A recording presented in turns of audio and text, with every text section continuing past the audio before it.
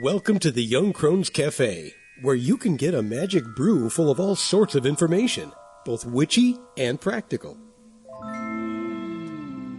Grab a cup of coffee and join us. I'm Elizabeth, a wordsmith. And I'm Sue, a visual artist. We are going to talk about various witchcraft and life topics from a slightly more mature perspective, at least most of the time. Thanks for joining us. On the Path, which is the name for our personal witchcraft practices, we have spent a great deal of time discussing what we believe and why. These conversations led to the writing of a book full of information about our tradition. We call these thoughts kernels because they are the start of much bigger ideas. We thought we'd share some of these with you, so today's metaphysical kernel of thought is Our Core Beliefs, Part 1. The creation and practice of the Path tradition arises from 8 core beliefs.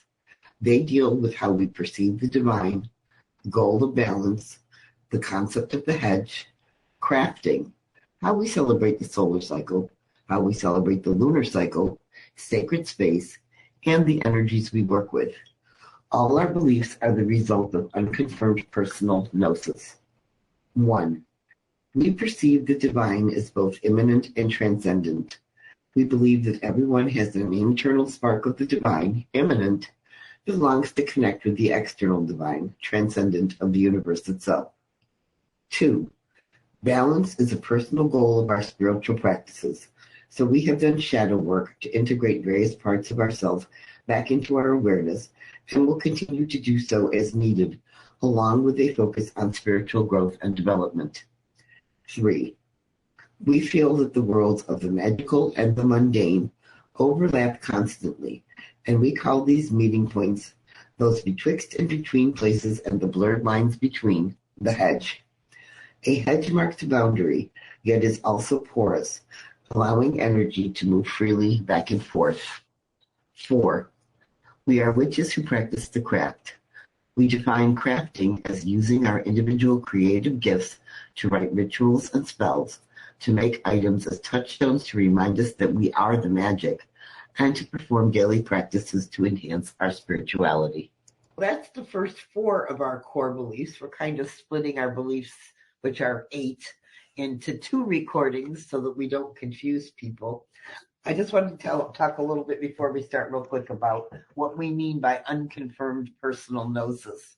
Okay. It means it's not part of lore or sacred knowledge or whatever you want to call it from the long past. It may be coming back, but it's stuff that we have kind of learned for ourselves and that works for us and is more of our personal knowing than anything else. I mean, it's starting out with the idea of the divine is this giant whatever out there in the universe, and we can never fully comprehend what it is, what it looks like, how it thinks, because it's beyond our understanding. We're limited by our humanness in that sense. Our physical being can only comprehend so much. And I think that's where you and I kind of relate to that internal, immanent sense of the divine. We all have that divine spark that longs for connection with something.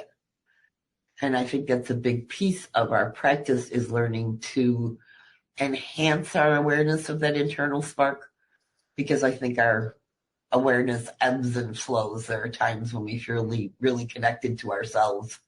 Oh, yeah. And other times we don't. Absolutely. And I think you said the right word, the longing.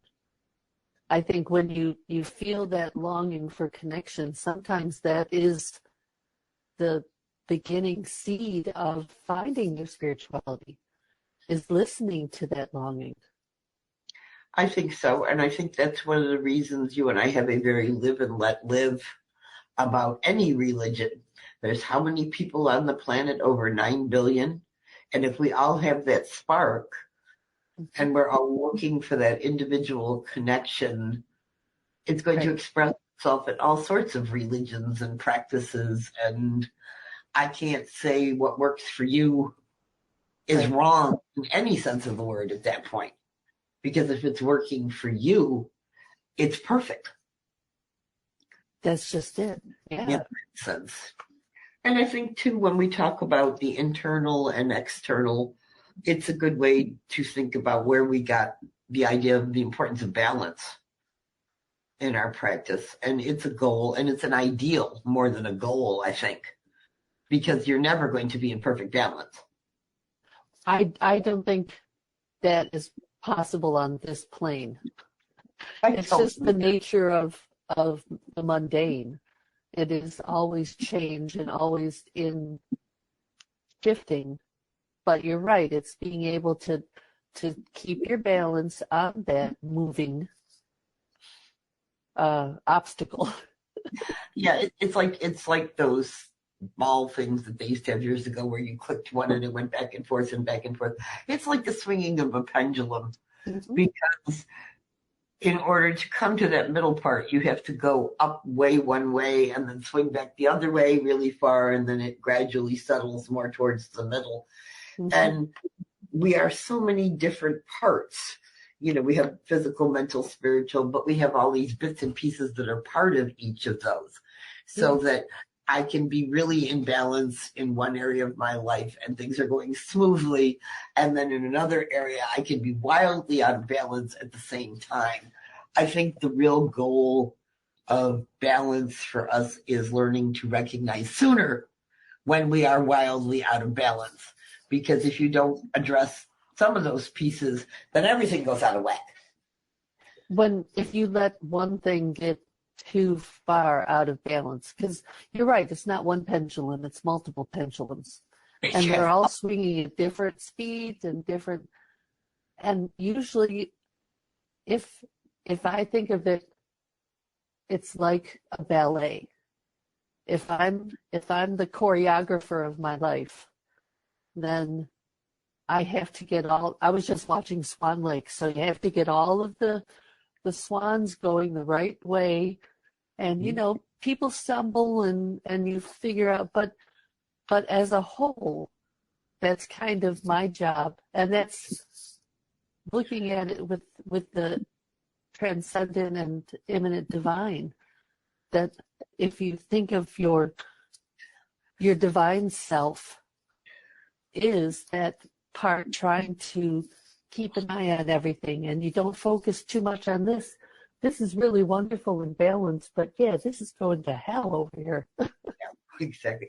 All I can think of when you said that is, you remember the old, okay, I'm dating myself, the old black and white, and the plate spinning guys that they used to have on variety shows? Oh, yes. Those plates up on those pointy sticks, and he's spinning frantically up and down. Yes. And if you didn't keep them all going just right, then they all crashed. Yes. So there you are with it. I think that's a good analogy for it too. Oh, absolutely. And I think that the important thing is to remember that stuff is going to be out of balance. It's just a nature of being human. And and change and growth. Oh, please. I can let it make me crazy, and then everything goes out of balance because I'm already nuts over here, and then it spills over there, and But and that's when your bestie says, "Okay, take a deep breath. Everything will be all right." I'm reminded that I am. We human. have more plates. We have more plates, and that I'm human and imperfect, and that's okay. And that's okay. I think that's a big piece. Is so many of us buy into the idea of perfectionism, and the ideal of balance reminds me that it's okay not to have it all together on all levels at the exact same moment at the exact same time. I think that when that happens is the moment when I die and pass on to my next great adventure. Is I get that moment of perfect balance so that I can enjoy it, and then it's over, kind of thing. Yeah. And that brings us to the idea of the worlds of the magical and the mundane, which is another area where we learn to kind of balance between, because they overlap, and we're constantly finding bits of magic extending unexpectedly into the mundane, or the mundane and practical intrudes on the world of the magical, as it were. And Indeed. I like the analogy of a hedge as the boundary in between. I mean, a hedge years ago was literally like the boundary of a village.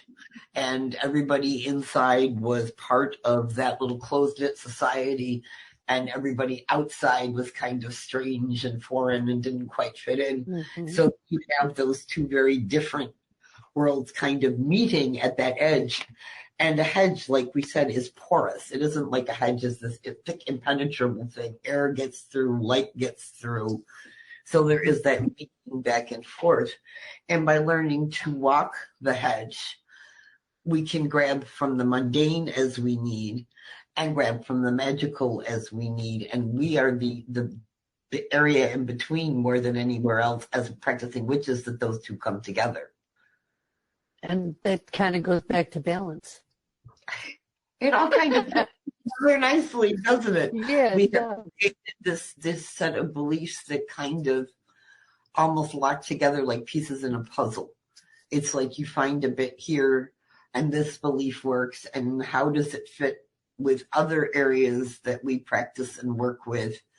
And I think that's a big part of the personal knowing, is we can feel the puzzle pieces go click for us. Yes. You know, and I think that's one of Well, the best. you can only click your own puzzle pieces. That is true. You And, know, you've had, and yeah, that feeling, Yeah. especially when it's something that makes one of your plates spin faster, maybe, I don't know, of realizations of truth. Mhm. Yeah. I don't know if it's my plates are spinning faster, but I think my spark is glowing a little brighter at that. In having these conversations with you where we sit here and kind of say, yep, this is what we think, and you kind of go, yes, and this goes over here. You can show somebody else sometimes where their puzzle pieces go Mhm. within the framework. And I think that's one of the best parts about being a witch and being able to practice with somebody else sometimes. When you practice alone, I think you have more doubt sometimes. You know, not that it's wrong. It's just more difficult to know sometimes with more certainty or more feelings of certainty that, yes, I'm going in the right direction right this minute, kind of thing. But it's the whole idea of practice, and we do practice our craft. And I like our definition as crafting. You know, we bring our individual creative gifts to the table and we use them and we make things. And they don't always have to be physical things, but we make things. I create with words, you create with art, and we come up with stuff that allows us to remember we're the magical. You know, that we are the magic. And any witch is. I think everybody is, but witches tend to focus on the magical more. I think the magical is around and available to anybody if they choose to notice it and learn what it is and learn to work with it. And that's a big part of practicing the craft. Is you can read all you want, but you have to get up off your ass and try stuff out. And have some. Yes, it's not all book learning. That there is a practicalness of it, and the ability to put your energy into something, especially with someone else. Yeah, you can make amazing things.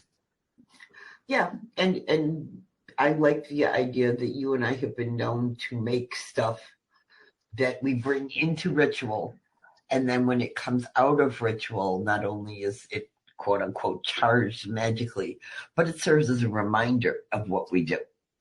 Because I am a big believer, especially as I get older and get more set in my ways, that sometimes I need those little things around to remind me that yes, magic is always is a potential solution to everything, or just the enjoyment of sitting there knowing that I made magic. Yes. Happen, and that things are better than they used to be for me, kind of thing. And I think that's a goal. And I think a big part of that is those little daily spiritual practices that we create and recreate and change and alter to fit our current circumstances. kind of thing. Just the minor things that we do on a daily basis that, we laugh and we joke and we get together before we start recording and we hail the goddess Kafina with our coffee cups.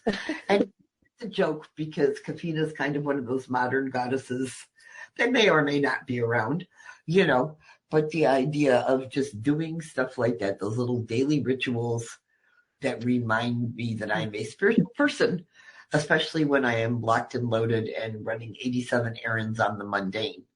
Well, and to emphasize too that those small daily things add up. I used to liken it to bodybuilding. That if you're just starting out, if you lay on the bench and decide you're going to bench press 300 pounds, and you haven't done any weightlifting, you're not going to be able to. But if you started weightlifting every day and you did your 5 minutes every morning, after 6 months, you're going to see a change. And you're going to say, but that wasn't that much. It doesn't have to be that much. It's the cumulative effect. And then that actually builds on itself. Oh, we're getting back to the Snowball Theory. You can tell it's winter in central New York. Yes, all I can think of is the snowball rolling down the mountain and it starts out little and gets bigger and bigger and bigger. And I think the other piece is too, it's like the saying, you can move a mountain by moving one rock at a time. Yes. If you have that giant mountain in front of you, there's no way you're going to move it. But if every day you come along and take one pebble off that mountain and move it somewhere else, eventually the mountain's going to move. Yep, and that morning gratitude, it's amazing how it can change your life. Just lighting a candle and saying how grateful you are to be awake and alive and to be a witch. I love being a witch. Oh, I do. Well, when you consider the alternative to waking up and not being alive, it gives you something to really be grateful for. It's that whole, like you said, that starting out the morning thinking about 3 or 4 things that I'm grateful for. My lights turned on today, considering we had a windstorm a week and a half ago and I didn't have power for 2 days. The lights work. That's a good start to my morning kind of thing, so I go from there and just kind of move forward.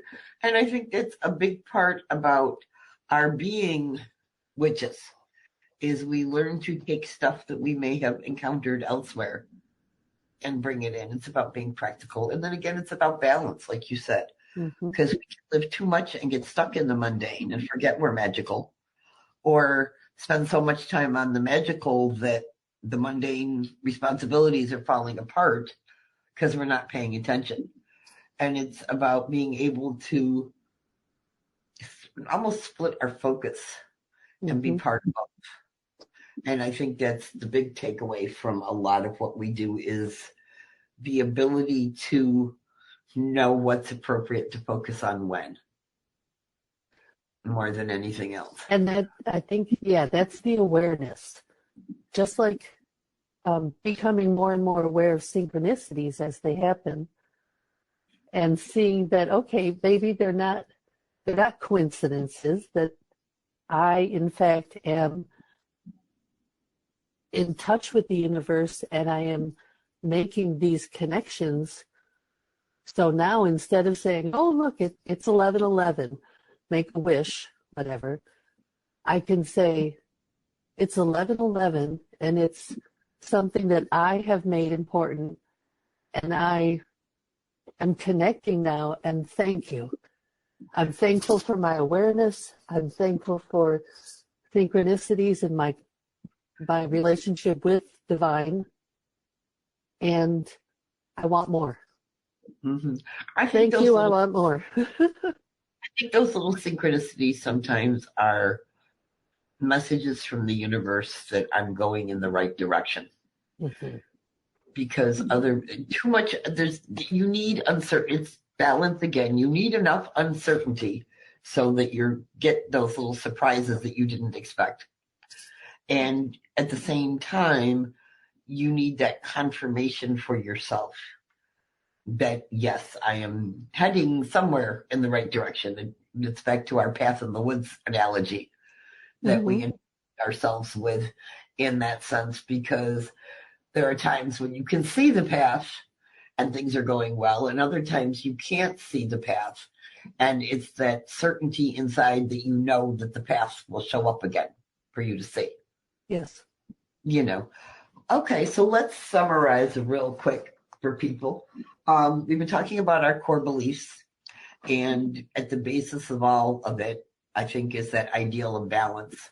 When we talk about immanent and transcendent divine, it's two pieces of the same, or the hedge as being that meeting point of the magical and mundane, and how you have to not get too far tipped to one side or the other. And the idea of crafting, where we take ideas and make them into something physical. So again, it's all about that ideal of balance, and remembering more than anything else that balance is an ideal because we're imperfect humans. And today, I think both of us are pretty much okay with that. Oh, yes. And I think that's one of the big gifts of our beliefs, is that we have learned that we don't have to be perfect, and we can have some spectacular failures when we try new stuff out and pick ourselves up and say, okay, that really didn't work, and why not, and go from there. Yeah, exactly. It's the humility of humanity. Witchstones are a divination tool we created as part of our practice that deals with what we call concrete stones, specific types and kinds of energy, and conceptual stones, things and ideas about witchcraft, which can be read with either a seen or an unseen meaning. Recently, we have developed a set of oracle cards using this information. We would like to introduce you to one of these stones right now. In today's spotlight, we'll be looking at the Witchstone South. Concrete stones focus on a specific physical energy rather than a concept, and the first 4 concrete stones are the 4 cardinal directions. The Witchstone South displays a pictograph of the capital letter S in the color red. For those of us who walk the path, each direction is associated with a time of day and a color that represents it. South is midday, which is symbolized by the color red, the fire of the midday sun. Each direction is also associated with one of the 4 physical elements. South is linked with fire and its energy. Fire energy correspondences include inspiration and creativity, courage and action, willpower, and purification. For us on the path, we think of this as immanent and transcendent divine. All of us have a divine spark within, immanent, which works to connect with the divine of the universe, transcendent. We are made from the same stuff as the stars, so it's no wonder that there is a longing to connect with something greater than we can ever hope to comprehend based on our limited physicality. Fire energy can also be used to burn away what isn't needed, to reduce something to its purest essence. This may also be the source of those emotional inspirations that lead us to express our creativity in unique and wonderful ways. The scene energy for the South Stone in a reading is fire energy, our passions, and divine spark. Learning about fire energy makes the other 2 meanings clearer. Our passions, when working with fire energy, rarely have to do with romantic expression, but deal with the thing that brings you the most joy. It is that thing you feel when you have to do or learn about or be involved with, almost to the exclusion of everything else.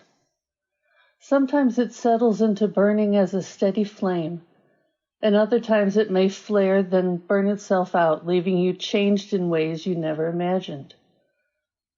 The divine spark appears to remind you that it is your personal source of spiritual practice, and that you can work to develop or enhance your connection to it.